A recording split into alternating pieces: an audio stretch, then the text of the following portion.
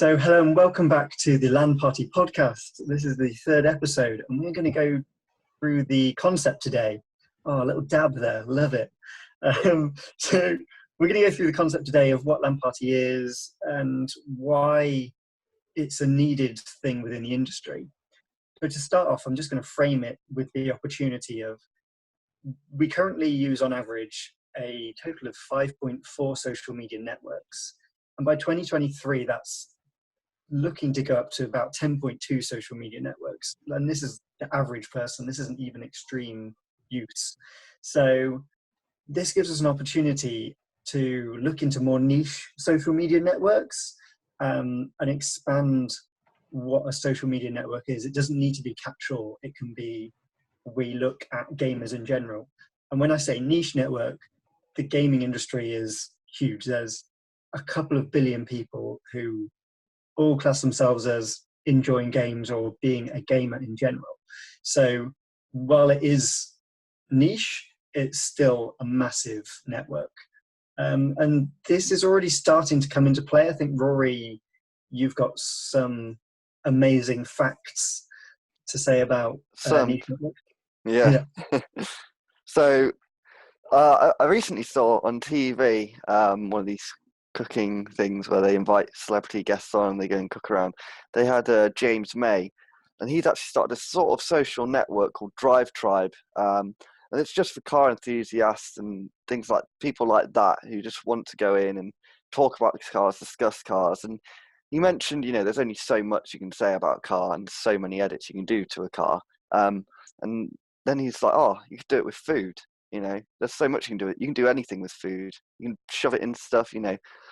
People put chocolate in chili, that sort of thing. Yeah. What's happening there? It's amazing. Yeah. But... So you can just do all of these things with it. And as you were saying, there's a lot of networks, but there's no niche networks necessarily out there. Maybe except for Drive Tribe, which is getting on to being a social network. But currently, it's sort of the in between a social network and a forum.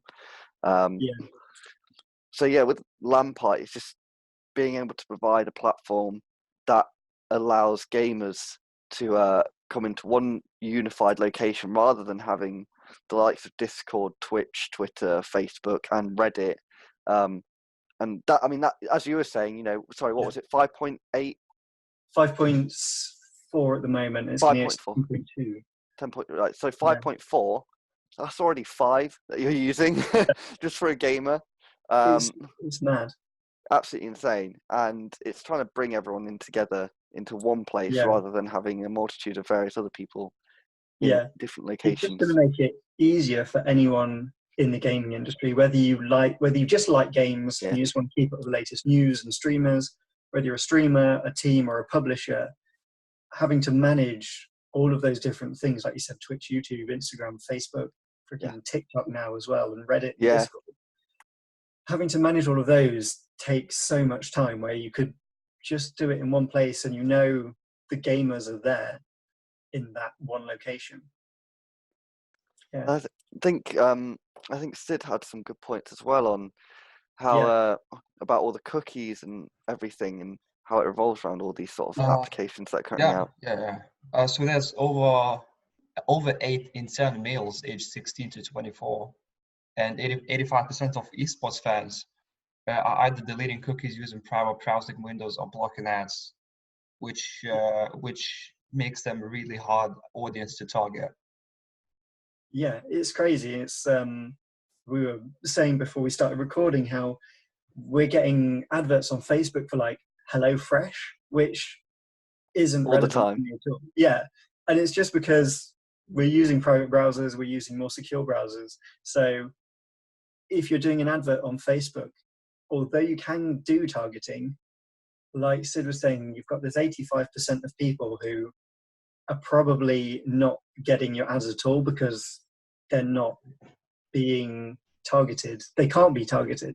So at least with a platform like LAN Party, at the very least, everyone on there is going to be a gamer or interested in gaming in some kind. So if you're promoting the latest Call of Duty or mechanical keyboard or whatever, at least that they'll at least be semi-interested. It's not just we're going to throw it to people and hope for the best. Yeah.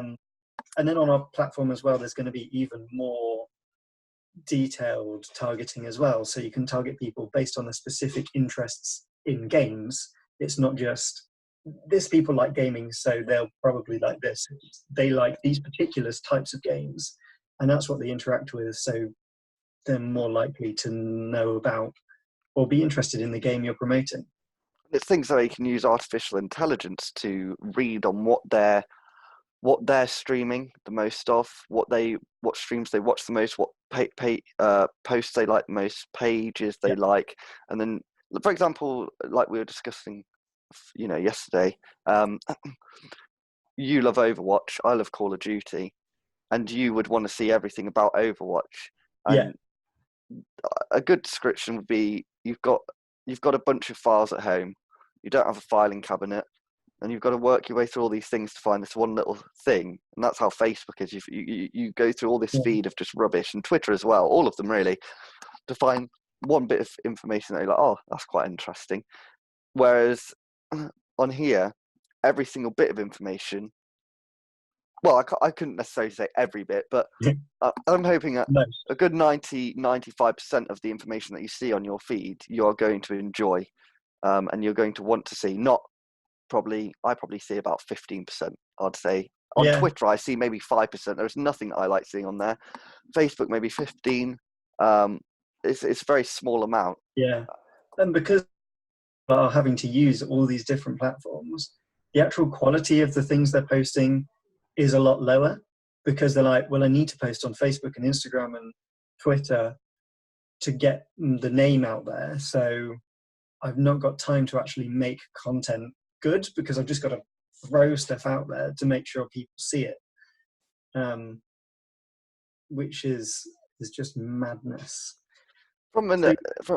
Sorry, Steve, carry on. Yeah, no, I was just going to say, like, from my perspective as well, like I don't play games on my phone. It's just I just don't enjoy any of them, and so I don't want to see things about games on phones. Which you always see everywhere you go. Yeah, so many. Yeah. And then there's other things like, although I'm a casual gamer and I play Overwatch, not even Rory, my own brother, wants to play Overwatch with me. I know. And so I've never played it with other people. It's literally just been me the entire 2 years I've been playing it. And so being able to find people to play is just impossible at the moment. So actually having somewhere where all these gamers you're following Overwatch in particular, it'll be easier for me to connect with people who enjoy Overwatch, and we can find people to play with and play in a nice team. Same goes for me with Call of Duty, really. I don't really have anyone to play it with. I love playing it by myself. I really enjoy it. I've got many hours on that game already. But it would be nice just to get like 5 people together to have a 6-man team and just go and have a battle against another 6-man team that you can meet on the social network. Like, I'm looking just to battle a few people. Do they want to come on? And then, exactly, just connect these people. Like, yeah. I don't know about. I mean, I don't follow too many people on YouTube, whatever it is, but I'm on like 20 different Discord channels, and it's just possible to keep up, because I'm going to have to swap from each Discord channel every time. And I'm on some Discord channels that aren't even related to gaming. So again, they're coming in, and then it's just hard to keep up at the moment, because everything is so split up. You've got Reddit, which I never go on Reddit because I can't be bothered, because I've got Discord, and then I've got YouTube, and it just takes so much work to keep up with things. Yeah, it does. Yeah. And it's like you say, it's trying to do all the advertisement, and also these advertisement costs as well become ridiculously expensive. And so, Sid, being from a kind of esports team platform, how was it at the moment? Like, is it easy or is it hard to promote teams and esports in general? So at the moment, it's quite hard to start off as an esports team from scratch without any kind of funding. It's especially really hard to promote all the teams, since it's not just the organization that needs to promote itself, it's the players as well. they need to dedicate their time, or instead of practicing, to promote the organization and promote themselves as well. So the organization can grow alongside their players. We've also had some streamers under us who agreed to stream in exchange of graphical work, which really got us quite a few followers. And but nevertheless, it was really hard to get any kind of engagement from the start and to grow the organization. Yeah, and I think you mentioned about like your team members having to promote themselves as well on Twitter, which it takes time away from them actually playing, which wins tournaments and it makes them better. So really, we need the team to actually play more and spend less time on being on Twitter or Discord, trying to get their names out there. So if there is one platform that they can do that, and they only need to do one platform, then it's going to make it so much smoother and quicker for them. Yeah, is there anything else we wanted to say? Well, I'd just like to bring it to a close, I guess, is that it's all the whole concept of this, the whole reason why we're doing this is because, as we've been saying throughout the whole of this episode, is we've all had enough of having to go through different platforms, spend, for example, from my experience, spend money and different amounts of money for each platform. You know, like take Twitch, for example, it's 10 grand for a month advertisement. You can't do any like Facebook ads where you pay like a $5 or a $10 and you get X amount. You just got to pay lump sum 10 grand. And yeah, it's absolutely crazy. And Twitter is a bit weird. From what I remember rightly, you have to pay like 50 quid, I think, to start with, and then it's sort of incremental. Yeah. And Instagram again, sort of kind of Facebook concept. But then you've got to pay all this money and you've got to figure out financially the challenges of it. Whereas I think Steve found, 30% click-through rate on adverts currently throughout YouTube and Facebook. Yeah, it's kind of around 15 to 30%, of average click-through rates. But like we're saying, HelloFresh pops up for me all the time, and I'm like, I don't want HelloFresh. I just make my own food. I'll go out and buy it from the shop. Yeah. Whereas, if let's say that does get 15 to 30% click-through, that's going to be from people who have maybe busy lives or whatever and want to do it. Whereas if you had, let's say, HelloFresh again on a food-related social media network, that probably gets 60 or 70% the click-through, and that goes exactly the same for this. You know, we've got gaming, we've got esports. Everyone's on there for something, and to be part of a huge group. I mean, there's hundreds of millions of gamers. 22% of the internet, of all internet users in the world, watch esports, and you know, probably more than that of percentage play games. So absolutely huge market, and it's bringing them all into one platform, into one unified platform where you can do everything that every other platform can do, but not in a messy way, in a unified way. It would become messy if we were trying to do everything, but we just want to bring gamers in together and bring them into a connected platform. Just connect everyone together. I love it. Exactly. The perfect summary, really. Just to add to what you were saying about HelloFresh and being on different platforms, it's however great Facebook targeting is, it's still limited to the interest of you're interested in gaming in general. So you're going to get shown all sorts of gaming products and adverts.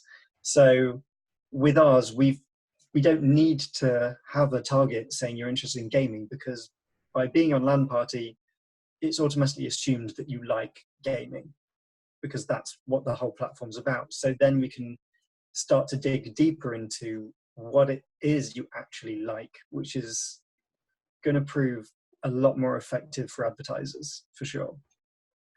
So that's it for this session. The next podcast is going to be going into more detail around the features we're actually going to have. So this one we talked more about the concepts and the ideas and the needs, wants, and challenges for the people the users we're hoping to get on board. So next time it's really going to be, this is what we're actually going to do to help people connect with each other. So stay tuned for that one, and we'll see you next time.